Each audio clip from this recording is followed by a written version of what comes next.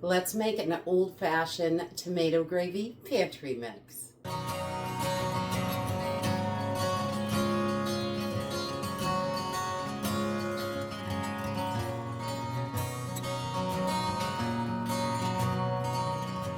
Hey everyone, welcome to Homestead Corner. I'm Ginny, and today we are going to be whipping up an old-fashioned tomato gravy pantry mix.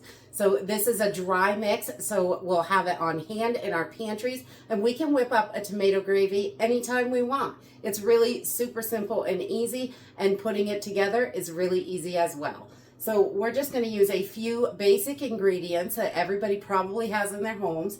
We're going to use some all-purpose flour, powdered milk, whatever kind you have is going to work. And if you don't want it super creamy, you can not add that. You can skip the powdered milk.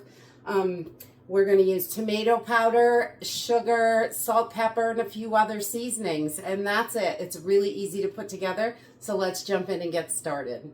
As you all know, I'm from Maine. So honestly, I never had tomato gravy until I was an adult. Because this is a southern thing from what I'm hearing. And but we're going to start with 1 cup of flour, and we're just going to make a pantry mix here so it's ready to go, and we can whip this up whenever we want, just like any other gravy that we want to have on hand. And then we're going to add a 1/4 cup of powdered milk to this. You can use any brand you want. You could skip the powdered milk, but it is delicious, creamy. So I like that powdered milk in there. And then we're going to do 1/2 cup of tomato powder. And tomato powder is just yummy. So I have a 1/4 cup measure here, so we're going to put 2 of those in. Okay, and then we're going to add 3 teaspoons of sugar to this. And we don't want it too sweet, but just a little bit of sweetness in there. So 3 teaspoons of sugar and 3 teaspoons of onion powder, because you gotta have all that good seasoning in there. So 3 teaspoons of onion powder.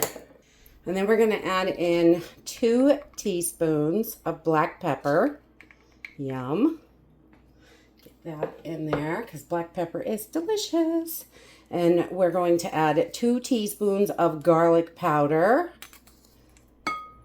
Gotta have that with the onion, and 2 teaspoons of basil. Just some nice dried basil. I'm also going to add 1 teaspoon of smoked paprika, and you can use regular paprika. I just like the smoked a little bit better. Gives it just a little bit more flavor in there. So 1 teaspoon of that, and I'm going to do 1/2 teaspoon of salt. You can definitely make this salt free.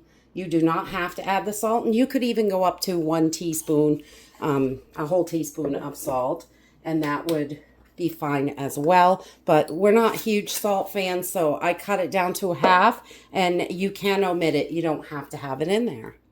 And then we're just going to take our whisk and give this a good mix and get everything all combined together. And this is our tomato gravy pantry mix right here.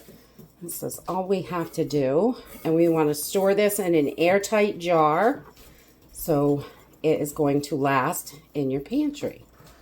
And none of these ingredients are going to go bad in an airtight jar. They're going to last for years. And that is it. We just want to put it right into our jar. Now to use this, let's jump over to the stove and I'll show you how it works. Okay, to get this started, I have just got 2 tablespoons of bacon fat in here. You can use butter or whatever you want to use. You could use lard or tallow or oil, I'm sure would work.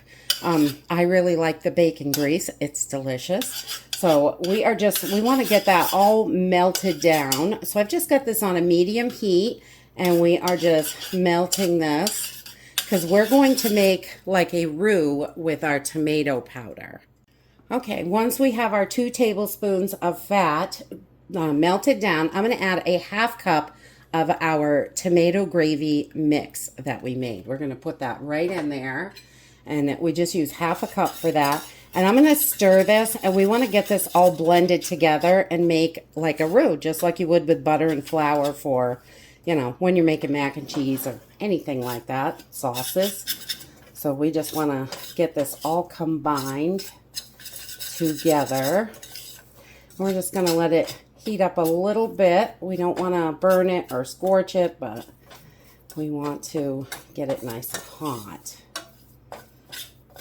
Get that flour flavor out of there. We don't want that. Raw flour is not delicious. I'm going to at least cook it a little bit. Just for a minute or so. Okay, after about a minute, I'm going to come in with 1 cup of milk. Or we do have that powdered milk in there. You can use water. The milk just makes it extra creamy. Yum. And then I just want to get this all mixed together and blended well while this is heating up. Okay, so within about, I don't know, 2 to 3 minutes, you're going to start to see this thicken. And once it starts to get thick, I'm going to add a 1/2 cup of diced tomatoes. I've got a little bit of that juice from the diced tomato can, and we're going to mix this right in. And you can get this to the consistency that you like. If you like it thinner, you can stop cooking sooner. We like it a little bit thick, so that's actually pretty good right there for me. That is pretty thick, and it's got some tomato chunks. So we're going to turn this right off. And that's it for your old-fashioned tomato gravy. You can make this ahead, have it ready in your pantry, so when you want it, it's ready to go, and it only takes a couple minutes to whip this up. I put it on some mashed potatoes here, but you could put it over bread or noodles or anything. You could really put this on anything. It is just delicious. It's got little chunks of tomatoes in there, and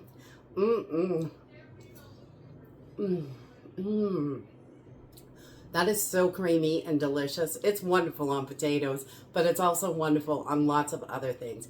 So dig into your pantry, whip up some simple mixes that can help you save time when you are in a hurry to get some food. And that's it for today. I hope you enjoyed this video, and I hope to see you next time. Bye!